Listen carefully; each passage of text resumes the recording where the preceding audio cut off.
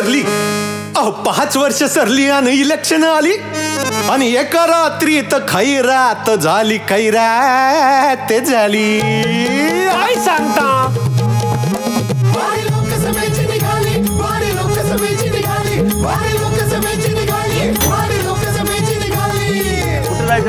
कुठं जायचं अरे तोडून टाकाल हो एसटीचा गव्हर्नमेंटचा दरवाजा कशाला तिला खेळू लागले तुम्ही मला घेऊन चला आम्हाला दिल्लीला जायचं हो बिलकुल दिल्लीला जायचं पैसे आणले हो पैसे पण आणले काय तिकीट आहे तुमचं तिकीट मी तुम्हाला देणार तुम्ही मला पैसे द्यायचे तुम्हाला मी दिल्लीचं तिकीट देणार सगळ्यांना आणि डायरेक्ट दिल्लीत जाणार आपण मध्ये कुठेही थांबणार नाही पण तुम्ही तर काही बॅग वगैरे काय आणल्या नाही काही पण बॅगा लागतील ना दिल्लीला जायचं म्हणल्यावर अरे उमेदवार आलेला वा वा वा बरं झालं पहिल्यांदा आम्हाला उमेदवार भेटला चला आपण जाऊया आपण आलोय आता चंद्रपूर मधली ही सगळी राजकारणातली मंडळी जमलेली आहेत आपण यांच्याबरोबर चर्चा करणार आहोत चला मग तुम्ही बघत राहा वारी लोकसभेची चला या चला पटापटा गाडी चढून घे बरं पुढे सरका मला फार बोलायला नका चला पटापटा तर मंडळी आता आपण आहोत इथे धानोरकर आणि मुनगंटीवार यांच्या मतदारसंघामध्ये चंद्रपूरमध्ये आपण पोहोचलेलो आहोत लोकसभेची वारी घेऊन चर्चा करूया त्यांच्याशी नेमकं काय काय होणार ते चला 5 वर्ष सरली आणि इलेक्शन आली आणि एका रात्रीत खैरात झाली खैरात झाली नमस्कार नमस्कार नमस्कार नमस्कार म्हणजे आपण पोहोचतो चंद्रपूरमध्ये कोण कोण आहे तुम्हाला सगळ्यांना माहिती आहे महायुतीकडनं सुधीरभाऊ मुनगंटीवार आहेत महाविकास आघाडीकडनं प्रतिभाताई धानोरकर आहेत आधी इथं बाळू धानोरकर होते त्यांच्या त्या पत्नी आहेत ते खासदार होते असं सांगण्यात येतं की 2019 मध्ये काँग्रेसचा अख्ख्या महाराष्ट्रातनं एकच खासदार निवडून आला होता तो म्हणजे बाळू धानोरकर त्यांच्या पत्नी प्रतिभाताई धानोरकरांना काँग्रेसनं तिकीट दिलेलं आहे वंचित बहुजन आघाडीचे राजेश बेले आपल्या इथे आलेले आहेत ते स्वतः इथे आलेत मला पहिल्यांदा त्यांचं अभिनंदन करायचं आहे तुम्ही म्हणजे चांगलं काम केलेलं आहे मी इथं सुधीरभाऊ मुनगंटीवारांचं हे करत होतो की ते येतील मी बघत होतो प्रतिभाताई येतील पण कोण नाही आलं ते सभा घेण्यामध्ये बिझी आहे लोकांना भेटण्यामध्ये बिझी आहे बघा सुधीर भाऊ सभा घेण्यामध्ये बिझी आहे आणि त्यांचे कार्यकर्ते इथे आलेले आहेत भारतीय जनता पार्टीचा प्रत्येक पदाधिकारी कार्यकर्ता हा स्वतः खासदार आहे क्या बात आहे आणि खासदार म्हणून आज या ठिकाणी आम्ही आलेलो आहे खासदार म्हणून या ठिकाणी तुम्ही आलेले आहेत क्या बात या ठिकाणी आलेलो आहे वा वा वा मैं हूँ खासदार असं त्या म्हणताय खासदार हा काय म्हणताय तुम्ही 10 वर्षात जर सुधीर मुनगंटीवारांनी विकास केला तर आज बिझी राहायची गरज काय पडत आहे का बरं एवढा प्रचार सभा लावावा लागत आहे का बरं नरेंद्र मोदीला चंद्रपुरात बोलवावं लागत आहे विकासाच्या नावावर का मत मागले जात नाहीत मोदी हा आमचा सवाल आहे झाले येऊन गेले मोदी साहेब येऊन गेले आपण आपल्या नावाच्या अगोदर विकास पुरुष लोक नेता हे टॅग लावता तर मग तुमच्या सभेला भारताचे पंतप्रधान नरेंद्र मोदी आता त्याची सभा झाली नंतर गडकरीची सभा झाली आता चित्रा वाघ मॅडम कंटिन्यू महिलांना प्रोत्साहन देत आहेत ते कमी पडलं तर सुनील शेट्टीची काल भद्रावती मध्ये रॅली काढली आता माहित पडतं की याच्यानंतर रवीना टंडन माधुरी दीक्षित एवढे सगळे लोक येणार आहेत विकास मिळाला आहे स्वतः मोदी साहेब येऊन गेल्यानंतर या नटनट्यांची का तुम्हाला गरज वाटते नटनट्यांची जरूरत आहे कारण ते सुद्धा बीजेपीचे स्टार प्रचारक आहेत ते बीजेपीचे स्टार प्रचारक आहेत आम्ही महाराष्ट्रामध्ये अनेक वर्षापासून सुधीर मुनगंटीवार हे सांस्कृतिक मंत्री होते आणि म्हणून ते त्या क्षेत्राशी जुळलेले आहेत आणि सांस्कृतिक विभाग त्यांच्याकडे होता सर्व ऍक्टर्स लोक सर्व जे तुम्ही म्हणून राहिले नटे नट्या त्या सर्वांचे त्यांचं एक जवळ मराठीमध्ये नटनट्याच म्हणतात आम्ही असं नाही म्हणत नटे नट्या असं नाही म्हणतात म्हणून त्यांच्या जिव्हाळ्याचा तो प्रश्न होता त्यांच्या ऍक्टर्सचा म्हणून ते प्रेमापोटी इथे आले लक्षात घ्या ऐका सुधीर थांबा गडबड नका करू तुमच्याकडे पण येणार मी जोरात ओरडलं की मी येतो असं नाही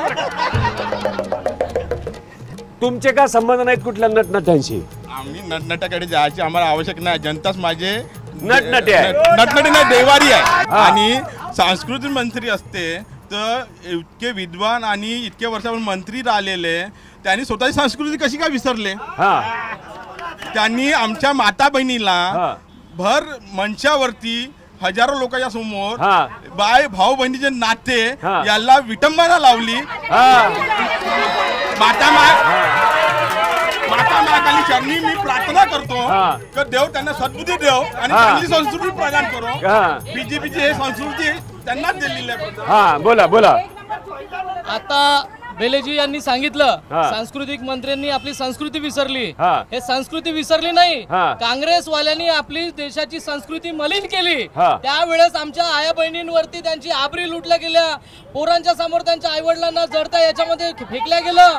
हे काँग्रेसच्या याच्यामध्ये झालं. ती संस्कृती बाहेर काढली संस्कृती मंत्री म्हणून. त्याच्यामुळे ही धिंड नाही आया बहिणींना. बर आता आता आता आता माझा पुढचा प्रश्न त्यांना असा आहे, सुधीर भाऊ सांस्कृतिक मंत्री होते म्हणून नटनट्या प्रचाराला आले, ते वनमंत्री पण होते. मला भीती वाटली वाघ सिंह कोल्हे विले येतात का काय त्याच्या प्रचाराला. एक जोक कसं आहे, वाघ. हा बोला साहेब. चंद्रपुरामध्ये बहुजनाचा ना ओबीसीचा आवाज राहील. आजच भाजपाचा जाहीरनामा घोषित झाला. एकीकडे भाजपा ओबीसीचा DNA असं म्हणतात, परंतु जातनीय जनगणना का करत नाही हा माझा सवाल आहे भाजपाला. हा सवाल आहे. जातनीय गणना सुद्धा होणार आहे आणि जशी मागणी आहे बिहारच्या धर्तीवर व्हावी ती सुद्धा होणार आहे. ओबीसी जातनीय जनगणना केली नाही म्हणून काँग्रेसला या जनतेने हद्दपार केलं होतं. 10 वर्षापासून मोदीजी असं म्हणतात मैं पिछड़ा हूँ. राजनाथ सिंह यांनी 31 ऑगस्ट 2019ला प्रेस कॉन्फरन्स घेऊन म्हटलं की आम्ही जातनीय जनगणना करणार, परंतु का केली नाही असं विचारलं. का केली नाही हा काय मला सांगा. प्रतिभाताई कोणत्या प्रश्नांवर इलेक्शन लढणार आहेत? स्त्रियांचे जे काही प्रश्न आहे, आताचे जे सरकार आहे स्त्रियांची अब्रूचं काही त्यांना महत्व नाहीये. भर सभेमध्ये स्त्रियांची अब्रू म्हणजे त्यांचे धिंड काढले जात आहे. मणिपूरच्या प्रश्नावर ते गप्पा आहे. आणि बॉटनिकल गार्डन त्याच्यामध्ये काय, त्याच्या ठिकाणी एखादी जर आपण फॅक्टरी उभी केली असती तर बेरोजगार लोक असे भटकले नसते. आणि शिक्षणाचा कसा बाजार झालेला आहे, जे ज्यांच्याकडे पैसा आहे तेच लोक शिकू शकतात आणि जे आता जे गरीब लोक आहेत ते कुठे जाणार आहे शिक्षणासाठी? गरीब लोक कुठे जाणार? आणि हे जे आहे काँग्रेसच्या बिल्डिंगवर शौचालय उभे करणारे हे सरकार आहे. काय तुमचं म्हणणं ताई? माझं म्हणणं, मुलं एवढे एज्युकेशन केलेले आहे पण बेरोजगार आहे बिचारे. मेहनत करून आम्ही त्यांना शिक्षणाला पैसा लावला पण त्यांना 2 आणि 3 हजार फक्त पगार मिळतो. काय होतात सर त्याच्यामध्ये? स्थानिक मुद्द्यांकडे दुर्लक्ष होत आहे मोदी सरकारचं. मंडळी हे सगळे प्रश्न इथे आहेत. हा तर मंडळी आपण इथं आलेलो चंद्रपूरमध्ये. चंद्रपूर या शहरामध्ये कोळशाच्या खाणी आहेत बरोबर. चंद्रपूरच्या जवळ म्हणजे हे शहर तसं जर बघितलं तर सगळीकडे नुसतं काळं काळं दिसतं, कारण कोळशाची खाणी आणि कोळशा संबंधित सगळे व्यवसाय इथे चालतात. या इथलं टेम्परेचर जे आहे ते नॉर्मल टेम्परेचर 46 असतं म्हणजे 46 डिग्री. म्हणजे 40 डिग्री झालं तर इथल्या लोकांना थंडी वाजते म्हणजे. हे फारच वेगळं आहे. 46 डिग्री टेम्परेचर. इथलं राजकीय वातावरण पण तापलेलं आहे, कारण सुधीर मुनगंटीवार आणि प्रतिभाताई धानोरकर आणि आमचे राजेश वेले ते हे 3 उमेदवार उभे आहेत. वेगवेगळे प्रश्न आहेत. पर्यावरणाचे प्रश्न आहेत. पर्यावरणाचे काय प्रश्न आहेत? 2010 पासून पर्यावरणवादी अनेक आंदोलन केले. जर इथले प्रस्थापित बीजेपीचे सुधीरभाऊ मुनगंटीवार हे वन मंत्री राहिले, अर्थमंत्री राहिले, संस्कृती मंत्री राहिले आणि आता जिल्ह्याचे पालकमंत्री आहे. 32 वर्षापासून ह्या जिल्ह्याचे ते आमदार आहे आणि 20 वर्षापासून मंत्रीपद सुख भोगलं. तर इथं प्रदूषणावरती आळा काय नाही आणला. मी निवडून आलो 5 वर्षामध्ये प्रत्येक कंपन्यांना पर्यावरण कायदा नियमांतर्गत त्यांना बाध्य करीन, कारण मी स्वतः एक पर्यावरणवादी आहे.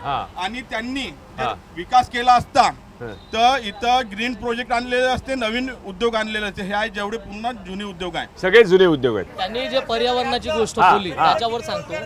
पर्यावरणाचा विषयाला घेऊन सुधीर भाऊ मुनगंटीवारजी यांच्यापेक्षा दुसरा आजपर्यंत चंद्रपूर जिल्ह्याला कुठलाही नेता लाभलेला नाही. इव्हन इतके वर्ष काँग्रेसनी सत्ता केली, कुठल्याही पर्यावरणासाठी कुठलंही काम केलेलं नाही. 32 कोटी वृक्ष ते वृक्ष भाऊनीच लावण्यासाठी प्रयत्न केला इथे. पर्यटनाच्या साठी सुद्धा सुधीर भाऊनीच पाऊल उचललेलं आहे. ते पर्यावरणवादी आहे, त्याच्यामुळेच ते पर्यावरण इथं टिकलेलं आहे. संपूर्ण भारतामध्ये पर्यावरणावर सुधीर भाऊंनी एवढा खर्च केल्यानंतर सुद्धा भारतामध्ये सर्वात प्रदूषण म्हणून 5 मध्ये चंद्रपूरचं नाव आहे. हे कशाचं प्रदूषण मुक्त करण्याचं नाव आहे. बरोबर. निव्वळ भ्रष्टाचार. तर सर्वात महत्वाचा विषय आहे, जर यांनी रोजगार दिला असता चंद्रपूरचा गेल्या 20 वर्षामध्ये फुटपाथकडे जर आपण लक्ष घातलं तर यांनी किती रोजगार दिला याच्यावरून लक्षात येतं. कारण हे फुटपाथच वाढून राहिलेले आहे, बाकी काहीच नाही. जर फुटपाथ वाढून राहिले तर रोजगार देऊ शकले नाही, फक्त भजेच विका. भजे पकोडे विका. आरोग्य पण कोलमडली आहे. आरोग्य सेवा आहे पूर्णपणे दूषित होऊन आहे इथली आरोग्य सेवा. इथल्या मंत्र्यांनी काहीच केलं नाही, पालकमंत्र्यांनी. सर्वसाधारण माणूस, परिवारातला माणूस आलेला आहे, तो एवढी इलेक्शन लढत आहे. आपला घरदार गहाण ठेवून एवढी त्यांचं म्हणणं आहे ना की पर्याय नाही. घरदार का गहाण ठेवलं? स्थिती तशी आहे. आता तुम्ही सांगा, पैसे खर्च करावं लागतात. 2 करोडचे लोक बॅनर लावत आहे. तो माणूस लावू शकत नाहीये. त्याचे होल्डिंग एकही जागी होल्डिंग भेटत नाही त्या माणसाला.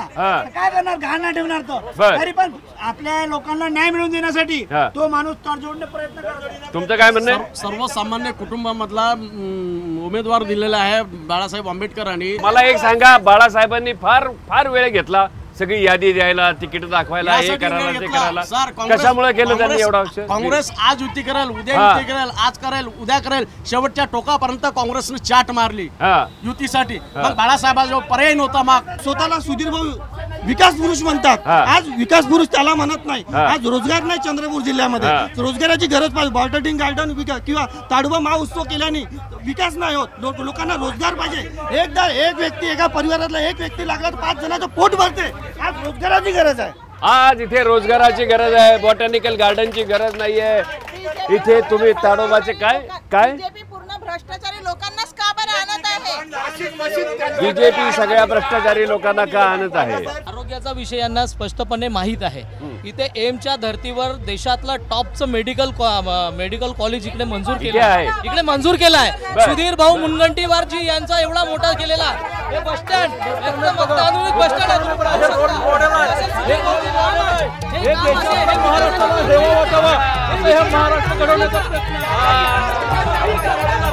बघितलं. आता तुमच्या लक्षात आलं असेल सुधीर भाऊनी काय केलं. सुधीर भाऊनी चंद्रपूरचं बस स्थानक बघा कसं केलं. एकदम टॉपचं बस स्थानक झालेलं आहे. जिल्हा परिषदेच्या 472 शाळा, महानगरपालिकेच्या 27 शाळा आणि नगर परिषदेच्या समथिंग 26 शाळा, ग्रामपंचायत. ह्या शाळेच्या त्यांनी जीर्णोद्धार का नाही केलं, उच्च शिक्षित का नाही बनवलं, आणि त्यांनी व्यायाम शाळा बांधायला फंड दिला. शिक्षणासाठी काही नाही प्रावधान. म्हणजे बहुजनाचे पोरं व्यायाम करून त्यांच्या मागे फिरले पाहिजे, बुद्धिजीवी झाले नाही पाहिजे, हे यांची नीती आहे. हे काय दाखवताय तुम्ही? हे काय अमृत योजना ठप्प झाली. बीजेपीची अमृत योजना ठप्प झाली. काय झालं याचं? त्याच्या कमिशनमुळे नाही का त्यांनी बंगला बांधला. मला ना एक मधल्या काळात इलेक्शनचेच दिवस होते आणि आपल्या याच भागातल्या चंद्रपूरमधल्या कुठल्या तरी महिला होत्या आणि त्या इलेक्शनला उभ्या होत्या आणि त्यांनी फार एक जबरदस्त सोल्युशन दिलं होतं सगळं. त्या म्हणल्या होत्या मी निवडूनच येणार आहे. त्यांना विचारलं कसं काय निवडून येणार, तर त्या म्हणल्या मी राशन कार्डावर. एक महिला होती बरं का, ती महिला, आणि आल्यात का त्या आताही उभ्या आहेत त्या बघा, त्या निवडून येतील बरं का. ताई जरा लक्ष ठेवा त्यांच्यावर. त्यांनी म्हणून सांगितलं होतं की हे मी राशन कार्डवर देणार. जो नवरा आहे तो इतर मित्रांबरोबर बाहेर जाऊन बसतो, तो जरा जास्त दारू पितो, पण जेव्हा राशन कार्डावर देऊ तेव्हा ती दारू घरी येते. ते घरी येऊन बसतील, 3 बॉइल्ड एग घालतील, 2 आपल्या पोरांना देतील, 1 स्वतः खातील. त्यामुळे लिटिल लिटिल 90 पितील. दारूबंदी ही भाऊनी महिलांच्या प्रती असलेला जे महिला आया बहिणींप्रती असलेली जी भावना होती ती भावनी दारूबंदी करून माया बहिणीला. त्याच्यानंतर त्यांनी म्हटलं ड्रग्सचं प्रमाण तेव्हा वाढलं. आता ड्रग्स चालू नाही का? आज चंद्रपुरामध्ये ड्रग्स भेटत नाही का? दारूबंदीच्या काळामध्ये आज ज्यांनी दारू सुरू केली त्यावेळेस डुप्लिकेटचे ट्रक यांचेच येत होते, तेव्हा ते खासदार होते, तेव्हा पण ते खासदार होते त्या पद्धतीमध्ये. अशा पद्धतीने एक तुम्हाला सांगू इच्छितो, एक मिनिट. सुधीरभाऊ मुनगंटीवारने बल्लारशा विधानसभा, एक मिनिट, सुधीरभाऊ मुनगंटीवारने बल्लारशा विधानसभा म्हणजे बल्लारशा शहरातल्या सलामेबाईची जमीन हडपली. ही आदिवासी महिला होती, तिने हायकोर्टातून जिंकली, तरी का नाही वापरली? काय म्हणणं आहे तुमचं ताई? चुकीचं बोलत आहेत, चुकीचं बोलतायत, एकदम चुकीचं आहे. हे आरोप बिनबुडाचे आहे. यांच्या जो काही पुरावे असेल ते यांनी सादर करावे. तसे विनाकारण काहीतरी म्हणणं आहे. अनेक प्राथमिक शाळा एनजीओला दिलेल्या आहेत, म्हणजे शिक्षणाची व्यवस्था आहे, शिक्षणाची व्यवस्था करत नाही. विकास कोणता झाला हे म्हणत आहे सरकार? मला सांगा, विकास केल्यानं, शिक्षण झाल्यानं विकास होतो. एखादी शाळा जिल्हा परिषदची जीर्णावस्थेत असू शकते, पण त्याच्या अनेक शाळा, सावित्रीबाई फुले शाळा बघा, या देशातली सर्वात एक नंबरची शाळा. बर, एकूण माझ्या लक्षात असं आलेलं आहे की सगळे प्रश्न आहेत तसेच आहेत. शिक्षणाचे प्रश्न तसेच आहेत, बेरोजगारीचे प्रश्न तसेच आहेत, आरोग्याचे प्रश्न तसेच आहेत, शिक्षणाचे प्रश्न तसेच आहेत. काय होणार? काय होणार असा आपला सवाल आहे. आपण वारी त्याच्यासाठीच काढलेली आहे की नेमके प्रश्न कुठपर्यंत आलेत, नेमका विकास झालाय का नाही, नेमका विकास पुढे कसा होणार आहे. कारण आता मतदान आलेलं आहे, तेव्हा मंडळी तुम्ही जरा या सगळ्याचा विचार करून मतदान करा आणि तुम्हाला जो योग्य उमेदवार वाटेल त्याला मात्र मतदान करा. मतदानाला जाणार नाही असं ठरवू नका. मी निघतो माझ्या पुढच्या टप्प्यावर. तुम्ही बघत राहा महायात्रा वारी लोकसभेची.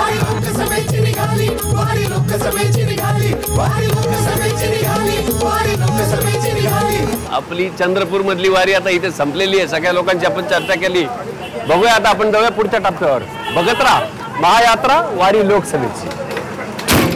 गाडी डायरेक्ट लोकसभेत जाणार, कुठेही थांबणार नाही, सांगून ठेवतो आताच. एबीपी माझा, उघडा डोळे बघा नीट.